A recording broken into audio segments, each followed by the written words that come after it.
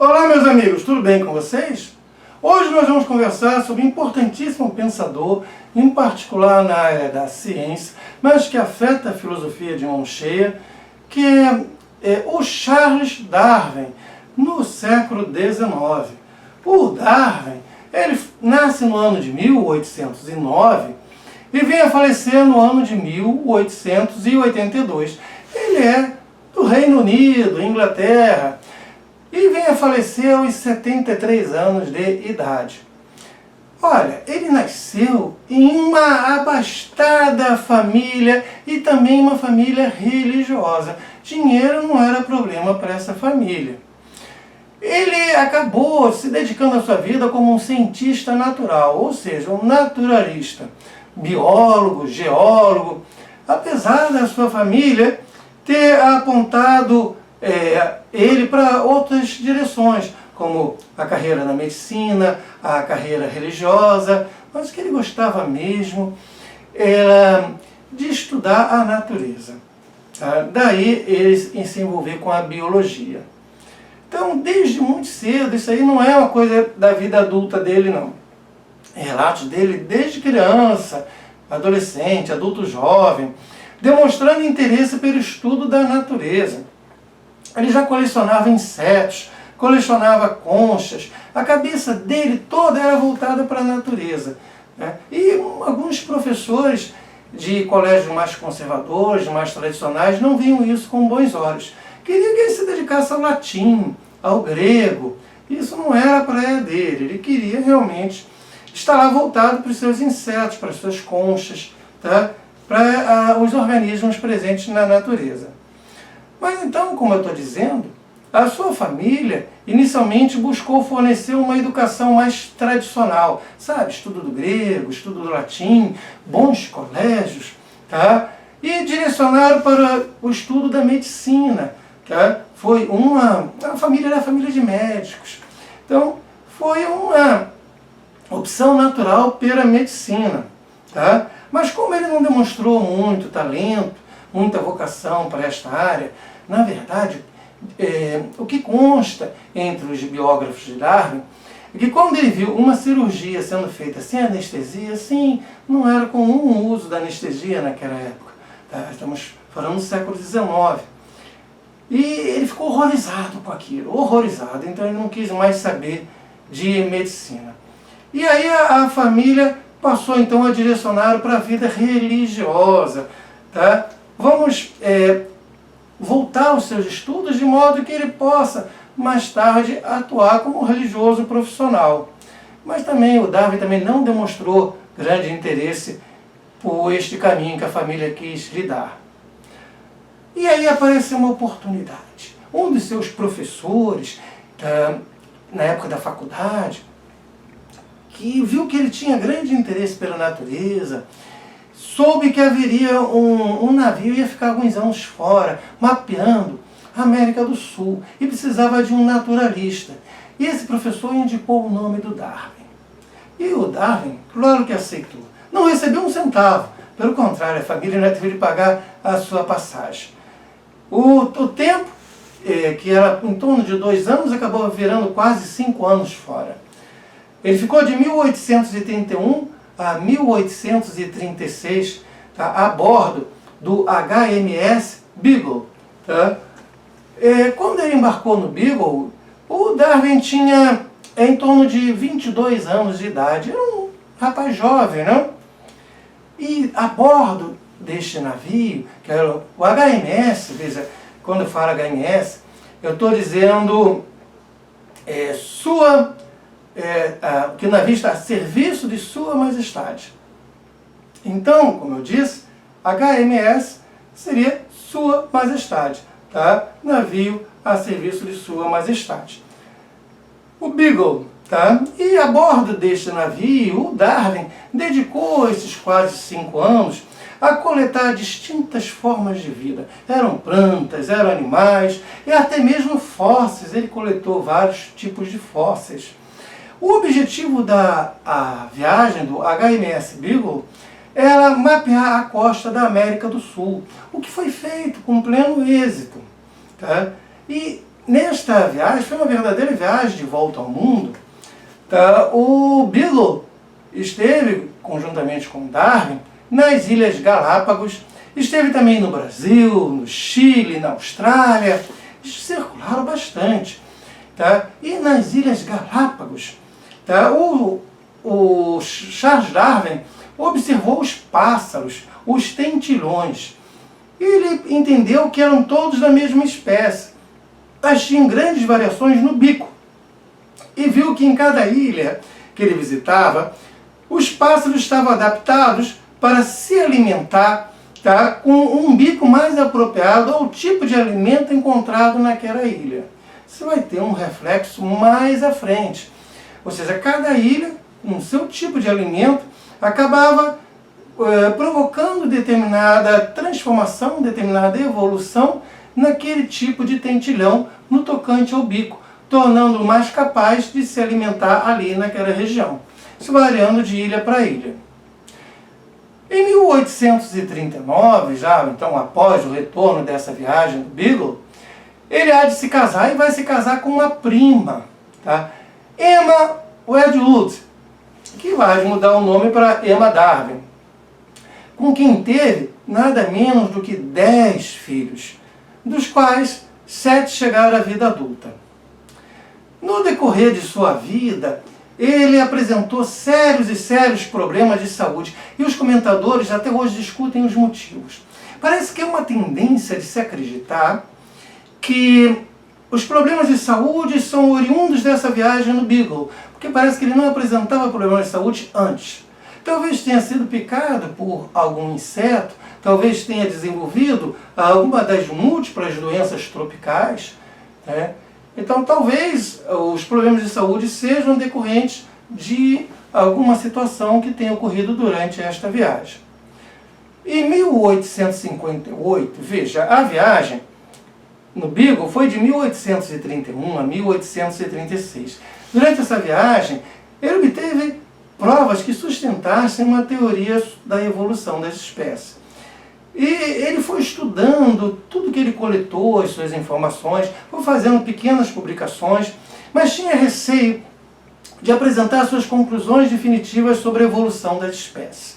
Então, sabe aquele perfeccionismo? Vou esperar um pouco mais, vou desenvolver um pouco mais. Aí chega o ano de 1858, uma surpresa lhe aguarda. Veja, um outro pesquisador, de nome Alfred Russel Wallace, chegou às mesmas conclusões que o Darwin sobre a origem das espécies, sobre a evolução das espécies.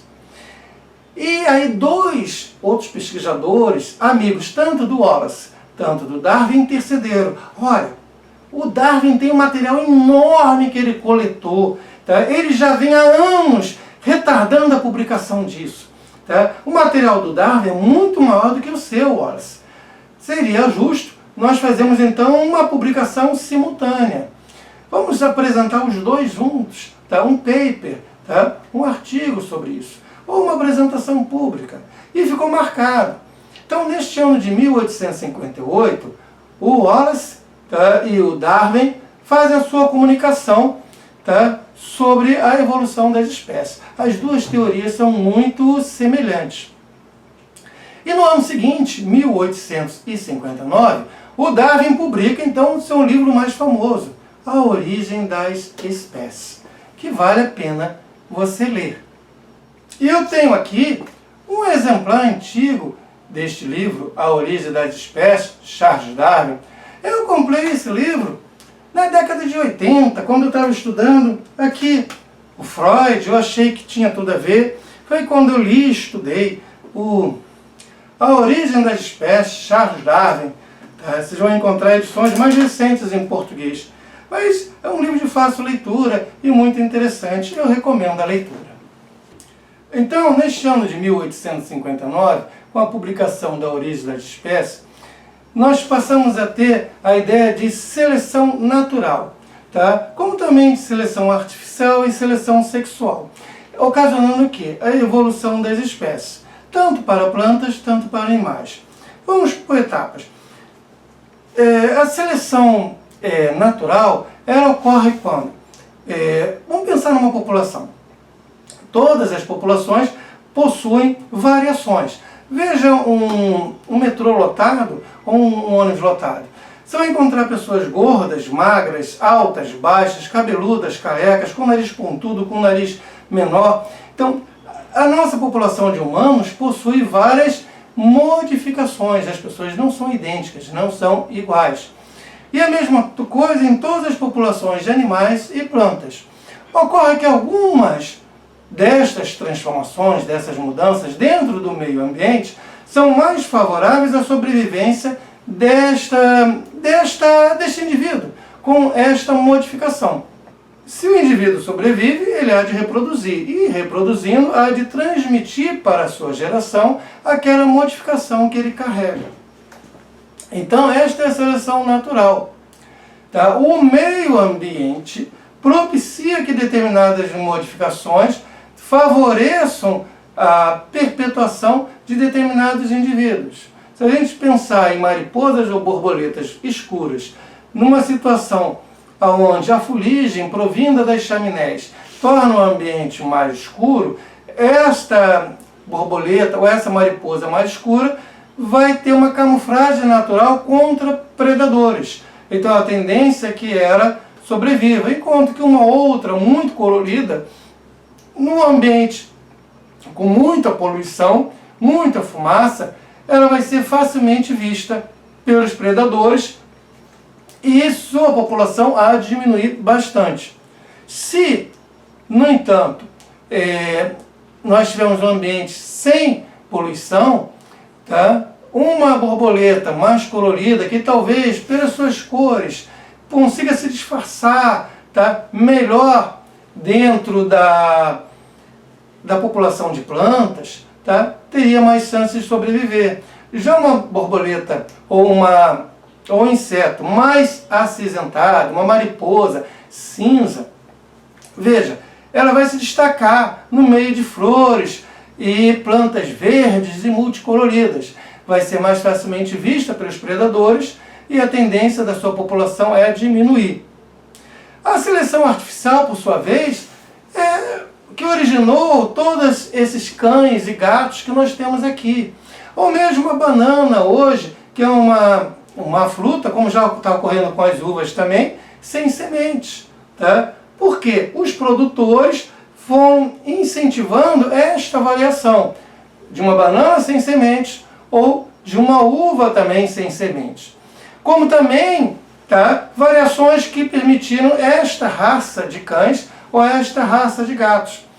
De que forma? Fazendo o cruzamento, visando a procriação de indivíduos que têm determinadas características que sejam valorizadas. Por exemplo, a agressividade, que nós vemos presente em algumas raças de cães. Ou o fato de ser um cão maior, mais robusto, ou um cão menor, bem pequenininho. São coisas que são obtidas pelo cruzamento. Um gato muito peludo ou um gato com poucos pelos.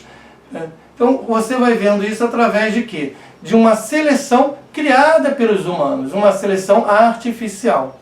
E tem também a seleção sexual, que é os indivíduos quando escolhem seus determinados parceiros. E aí vale o quê?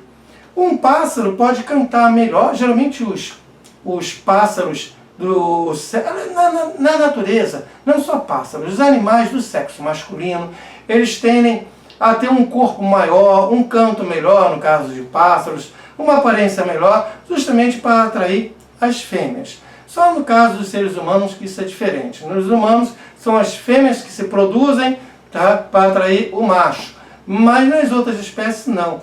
É o macho que tem uma aparência melhor do que a fêmea. Isso tem a ver com a seleção sexual, porque você precisa da parceira, do parceiro, para procriar. Então, seja por meio de uma dança, seja por meio da aparência, seja por meio da resistência, da agressividade, aquele macho vai atrair mais fêmeas para poder, então, preservar as suas principais características. Ora, na época do Darwin, como antes dele, na época do Lamarck, o establishment científico e religioso, ele não aceitava que houvesse uma evolução das espécies. Se defendia que as espécies eram imutáveis, as espécies eram fixas, tá? Que não existia evolução das espécies. Estava na Bíblia. Deus criou assim e assado. Ora, como Deus criou, se manteve. Era o que os religiosos acreditavam, era o que os cientistas acreditavam na época. E o Lamarck bateu de frente com isso. E agora o Darwin também. Ora, até a idade da Terra era calculada por meio da Bíblia. Tá? Deus criou tudo de uma só vez. Não houve evolução paulatina. Então foi algo com que primeiro Lamarck e depois Darwin tiveram de lidar. Todas as espécies, segundo Darwin, vêm a se originar de um ancestral comum. As espécies tendem a sofrer gradativas alterações ao longo do tempo. Olha, todas as populações de indivíduos, plantas, animais, apresentam variabilidade. Como eu falei ainda há pouco, basta olhar à sua volta as outras pessoas, não são iguais.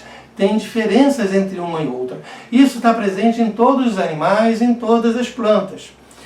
Variações individuais podem se mostrar mais ou menos, tá, vantajosas para que o indivíduo sobreviva na natureza.